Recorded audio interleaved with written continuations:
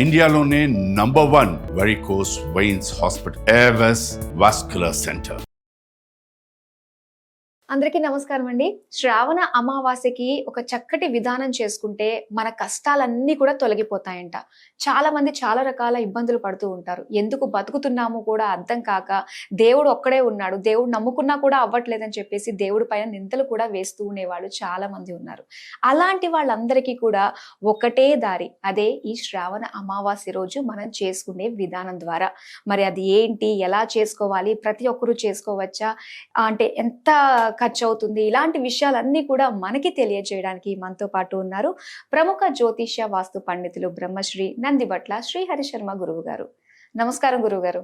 వాగర్థావివ సంపృక్తౌ వాగర్థ ప్రతిపత్తయే జగతః పితరౌ వందే పార్వతీ పరమేశ్వరౌ. ఆదిత్యాయ చ సోమాయ మంగళాయ బుధాయ చ గురు శుక్ర శనిభ్యశ్చ రాహవే కేతవే నమః. శృంగేరి జగద్గురు పీఠాధిపతులకి, కంచి పీఠాధిపతులకి నమస్కారములు తెలియజేసుకుంటూ కార్యక్రమాన్ని ప్రారంభిద్దాం. గురుగారు, ప్రతి ఒక్కరూ కూడా ఏదో ఒక సమస్యతో బాధపడుతూ ఉంటారండి. ఉద్యోగం గురించి కావచ్చు, పెళ్లి గురించి కావచ్చు, సంతానం గురించి కావచ్చు, ఆర్థిక ఇబ్బందుల గురించి కావచ్చు, రిలేషన్షిప్స్ బాగోలేకపోవడం కావచ్చు. మరి వీటన్నిటికీ కూడా ఈ శ్రావణ అమావాస్య రోజు మనం చేసుకునే పూజా విధానం ద్వారా తొలగిపోతాయి అంటే మాత్రం చాలా సంతోషకరంగా ఉంది. దాని గురించి తెలుసుకోవాలంది గురుగారు. తప్పకుండానమ్మా.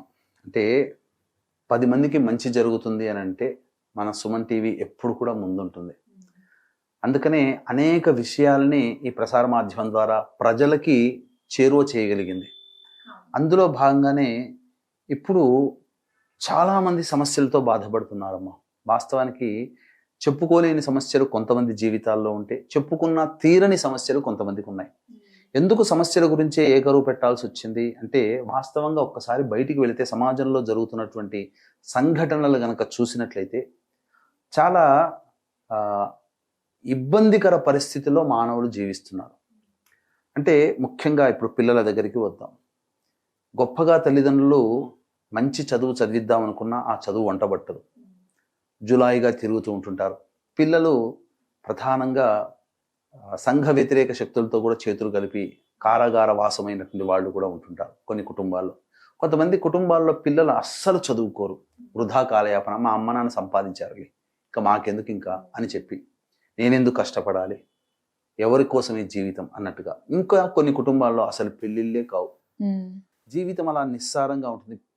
పెళ్ళిళ్ళ కోసం తల్లిదండ్రులు కాలికి చెప్పులు అరిగేలా తిరిగినా కానీ వాళ్ళకి మాత్రం పెళ్ళిళ్ళు కాక 40 ఏళ్ళు, 30 ఏళ్ళు, 50 ఏళ్ళు కూడా దాటిపోతుంటాయి. అన్నీ బాగుండి వివాహం చేసినా దాంపత్యం బాగుంటుందా అంటే ఉండదు. పోనీ దాంపత్యం మంచిదే, సంతానం కలగదు. కలిగిన స్త్రీ సంతానం, ఎందుకంటే పురుష సంతానం ముందుకు జరుగుతుంది, ఒక వంశం ముందుకు వెళుతుంది. ఇవన్నిటికీ పక్కకు పెట్టిన, ఇవన్నీ కుటుంబ పరంగా వచ్చేటువంటి. సామాజిక పరంగా చూస్తే చేస్తున్నటువంటి వృత్తి ఉద్యోగాలలో ఎటువంటి మార్పు లేకుండా ఉంటుంది. అంటే 10 సంవత్సరాల కిందట వ్యాపారం మొదలుపెట్టి ఇప్పుడు కూడా అరకొర సంపాదనే వ్యాపారంతో ఉంటుంది. వీళ్ళతో పాటు మొదలుపెట్టిన వ్యాపారస్తులేమో చక్కగా గొప్పగా ఎదుగుతూ ఉంటుంటారు, బ్రాంచులు పెట్టుకునే పరిస్థితి వస్తుంది. కానీ వీళ్ళు మాత్రం ఒక చిన్న బడ్డీ కొట్టు లాగానే ఉంటుంది. అంటే వివాహం అయిన తర్వాత ఏ ఏడుకు ఆ ఏడు అనేటువంటిది పెరగాలి కదా, అవన్నీ పెరగలేకపోవడం. అలాగే కొన్ని కుటుంబాలలో శారీరక మానసిక లోపాలతో పిల్లలు జన్మిస్తూ ఉండడం, అలాగే ఎప్పుడూ యాక్సిడెంట్స్కి గురవుతూ ఉండడం, కొన్ని కుటుంబాల్లో ప్రయోగ బాధలు అనేటువంటివి, ముఖ్యంగా ఏదో పిలిస్తే అమ్మ అంటే పిలిస్తే వచ్చి పలికినట్టుగా ఈ నరదృష్టి, నరఘోష, ప్రయోగ బాధలు ఇట్టే వాళ్ళని ఆకర్షిస్తుంటాయి. అందువల్ల తిన్న తిండి వంటబట్టదు, తినాలనిపించదు. అలాగే తరచూ జరుగుతుంటుంది. డాక్టర్ల రిపోర్ట్ దగ్గర పోతే అన్నీ బాగున్నాయి అంటారు, కానీ ఏదో ఒక అనారోగ్యంతో బాధపడుతూనే ఉంటుంటారు. ఇలా అనేక రకాల సమస్యలు, ముఖ్యంగా కుటుంబ సభ్యులలో అవగాహన లోపం, ఎవరికి వారే యమునా తీరే అన్నట్టుగా ఉంటుంది. ఎవరి పట్టించుకోరు. భార్య భర్త, భర్త భార్య, పిల్లల తల్లిదండ్రులని మాటలు పట్టించుకోకుండా ఎవరి అభిప్రాయాలకు వాళ్ళకి జీవిస్తూ ఉంటుంటారు.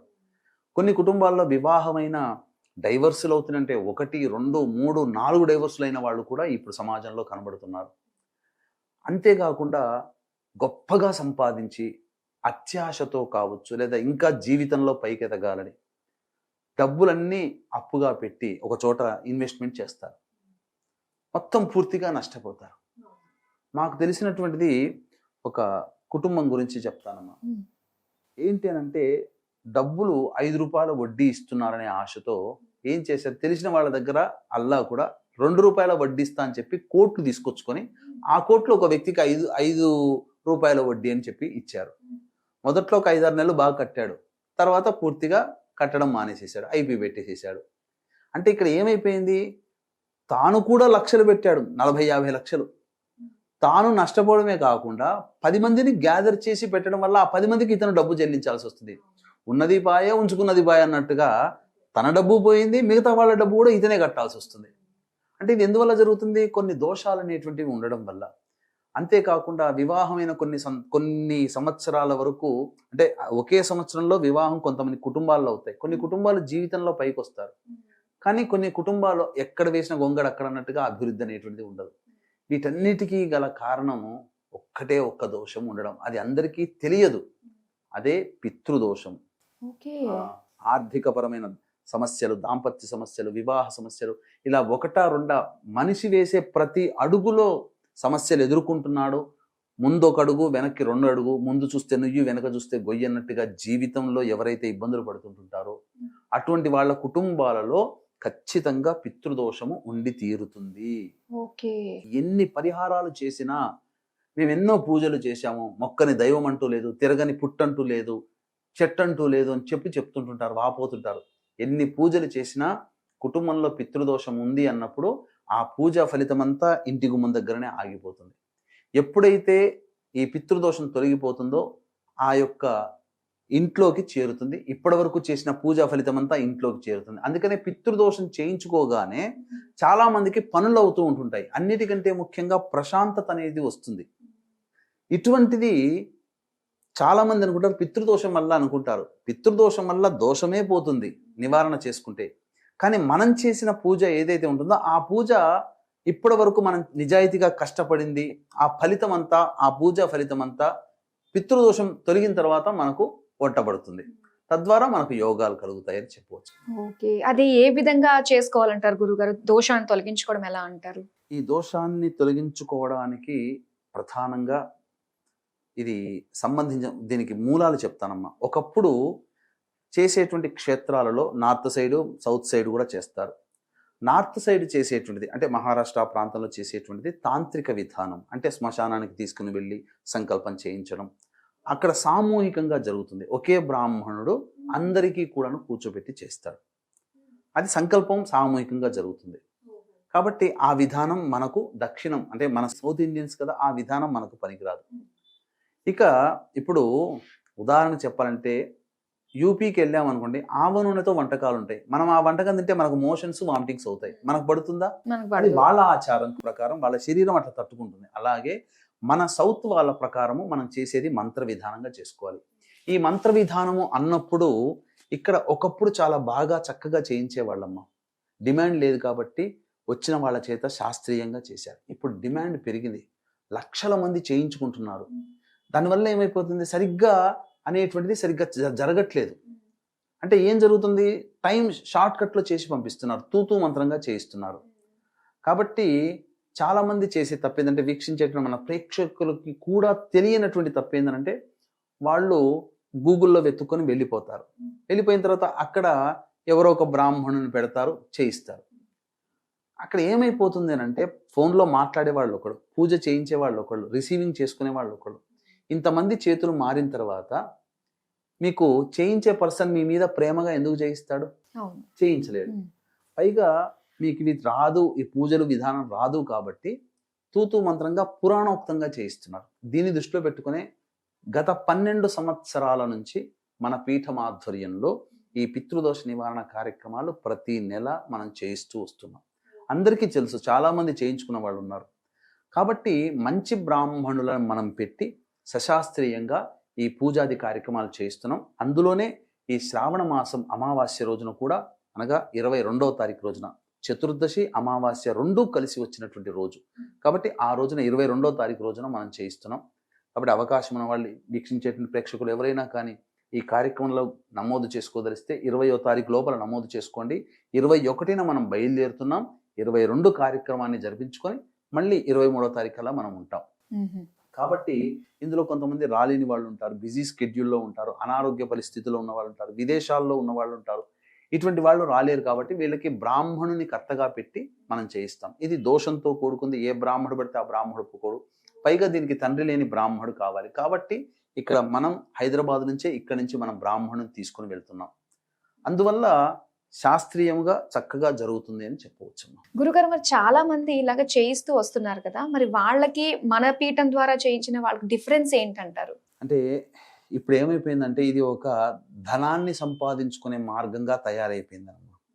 ఎందుకంటే 2013 సంవత్సరం నుంచి ఈ దోషాలు ఉండడం వల్ల ప్రజలు ఇబ్బంది పడుతున్నారు. ముందుగా ఈ దోషం తొలగించుకోవాలి, అప్పుడే వాళ్ళ సమస్యలన్నీ తీరిపోతాయి, వాళ్ళ కోరికలు నెరవేరుతాయని చెప్పి 2013 నుంచి గత పుష్కర కాలంగా అంటే 12 సంవత్సరాలుగా మనం అనేక ప్రసార మాధ్యమాల ద్వారా మనం తెలియజేస్తున్నాం.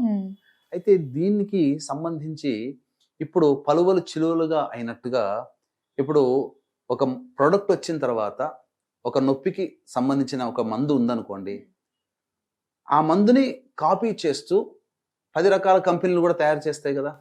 కానీ ఒరిజినల్ ప్రోడక్ట్ ఎప్పుడు ఒరిజినల్ గానే దాని ప్రభావం చూపుతుంది. కాపీగా వచ్చినవన్నీ కూడాను డూప్లికేటే. ఇలా డూప్లికేట్ మనుషులు తయారైపోయి మేము కూడా చేయిస్తామని చెప్పి జనాల్ని మోసం చేస్తున్నారు. ఎలాంటి మోసాలంటే కొన్ని నక్షత్రాలు చెబుతున్నారు. ఉన్న 27 నక్షత్రాల్లో ఒక 19 నక్షత్రాలు ఏబిసిడీలు చిన్నపిల్లలు చెప్పినట్టుగా చెప్తుంటారు. చెప్పి ఈ నక్షత్రాల్లో పుడితే ఈ పితృదోషం ఉంటుందని ఒక మోసం. అది పెద్ద మోసం. ఏంటంటే అలాంటిది లేదంటారా? అటువంటిది లేదు. నక్షత్ర జనన దోషం వేరు, ఈ నక్షత్రంలో పుడితే పితృదోషం ఉందని చెప్తున్నారు కదా. శాస్త్రం ప్రకారం ఎక్కడుందో చెప్పండి. ఒక గ్రంథం ఉండాలి కదా.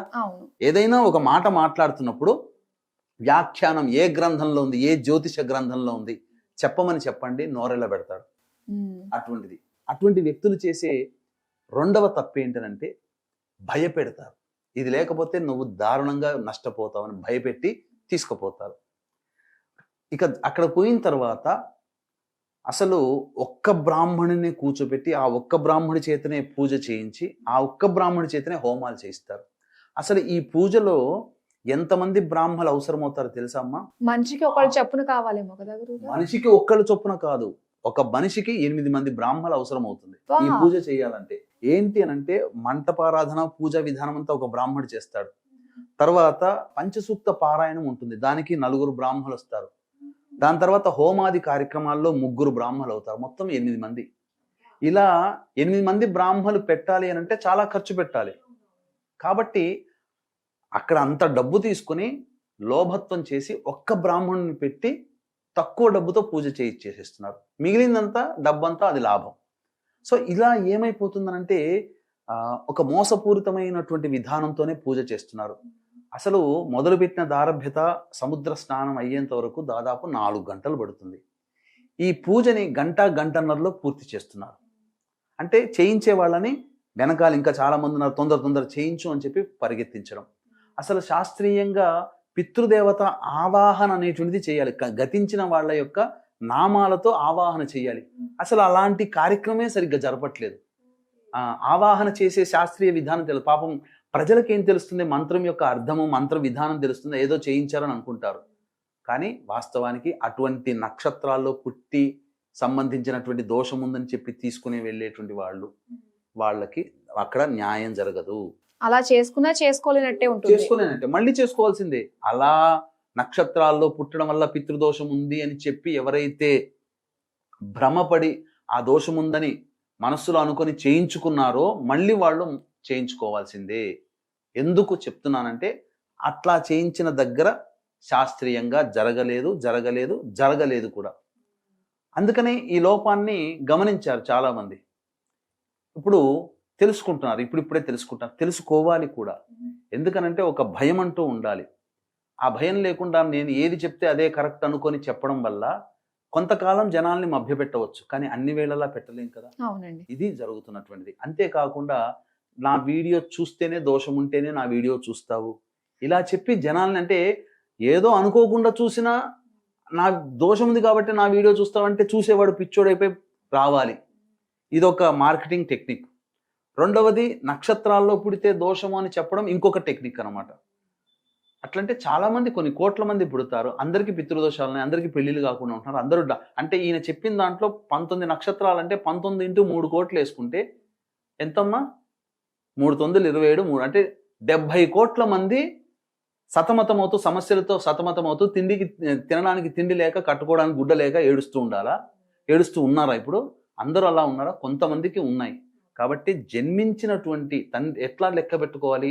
తండ్రి వైపు 6 తరాలు, తల్లి వైపు 3 తరాల్లో దుర్మరణాలు, అంటే road accident, fire accident, suicide attempt, నదిలో బావిలో పడి చనిపోవడం, ఇంట్లోంచి వెళ్ళిపోవడం, లివర్ ఫెయిల్యూర్, కిడ్నీ ఫెయిల్యూర్, క్యాన్సర్తో చనిపోవడం, 60 సంవత్సరాల లోపల కుటుంబ సభ్యులు ఎవరైనా చనిపోయినా, పెళ్లి కాకుండా చనిపోయినా, కాలసర్పదోషంలో జన్మించినా, కరోనాలో చనిపోయినా, అలాగే స్త్రీ హత్య, గోహత్య, బ్రాహ్మణ హత్య ఎవరైనా కుటుంబంలో చేసినా, పిల్లిని చంపినా, పాముని చంపినా, ఇవన్నీ పితృదోషాలే.